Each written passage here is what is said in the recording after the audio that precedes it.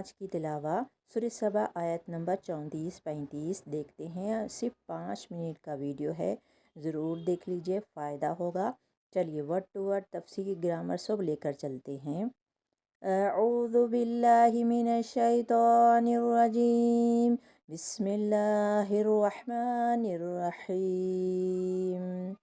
وما أرسلنا في قرية من نذير إلا قال مترفوها إنا بما أرسلتم به كافرون وقالوا نحن أكثر أموالا وأولادا وما نحن بمعذبين۔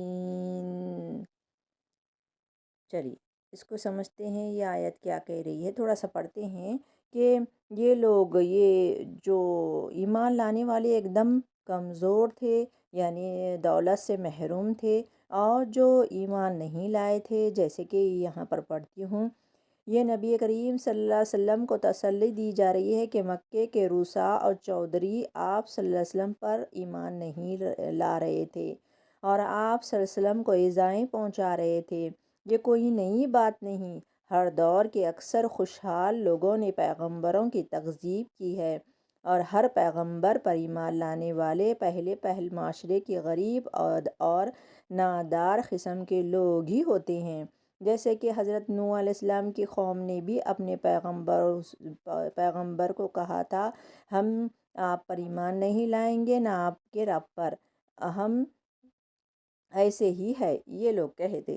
چلیے ورڈ ٹو ورڈ کرتے ہیں، پہلے سمجھتے ہیں۔ کبھی ایسا نہیں ہوا کہ ہم نے کسی بستی میں ایک خبردار کرنے والا بھیجا اور اس بستی کے کھاتے پیتے لوگوں نے یہ نہ کہا ہو کہ جو پیغام تم لے کر آئے ہو اس کو ہم نہیں جانتے۔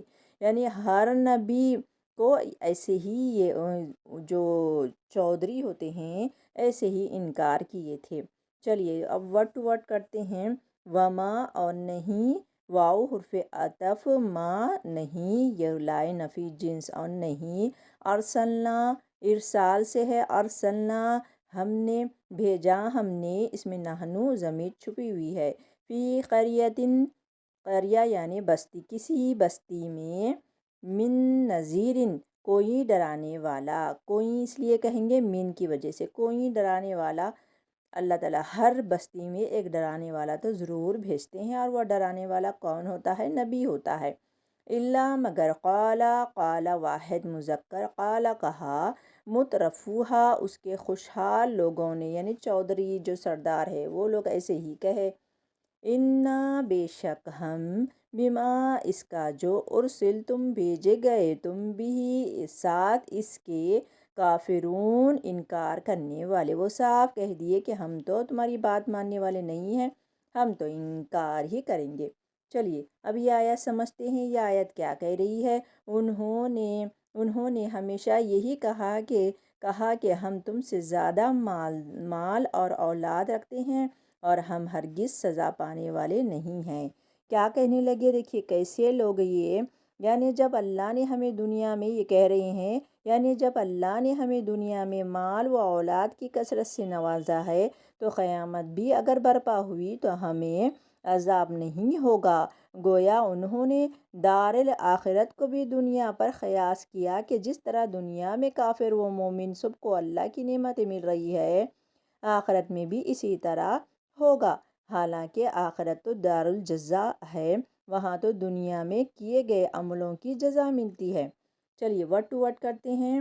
وقالو یہ جمع کا صیغہ ہے، وقالو انہوں نے کہا، نحنو ہم، اکثر زیادہ ہے، یہ اس میں تفضیل ہے، زیادہ کی بات آتی ہے، زیادہ ہے، اموالاً مال میں، وہ کہنے لگے، جو رئیس ہوتے ہیں وہ کہنے لگے ہمارے پاس تو مال ہے، و اولادن اور اولاد بھی ہے، وما اور نہیں، نحنو ہم، بمعذبین کے عذاب دیے جانے والے، یعنی دنیا میں ہم کو جب مال و دولت سے اللہ تعالیٰ نوازا ہے، ہم یہ نہیں سمجھتے کہ آخرت بھی ہم کو اس سے محروم کرے گا، وہاں پر بھی مال و دولت اللہ تعالیٰ دے گا ہمیں، اور عذاب بھی نہیں دے گا، ہم جیسے یہاں پر آرام سے ہیں وہاں پر بھی ہماری جگہ اور آرام سے بہت بہترین آرام سے ہم رہیں گے، ان کو ایسا عقیدہ تھا۔ چلیے چلتی ہوں، سبق ہو گیا ہے۔ وآخر دعوانا الحمد للہ رب العالمین۔ السلام علیکم رحمۃ اللہ وبرکاتہ۔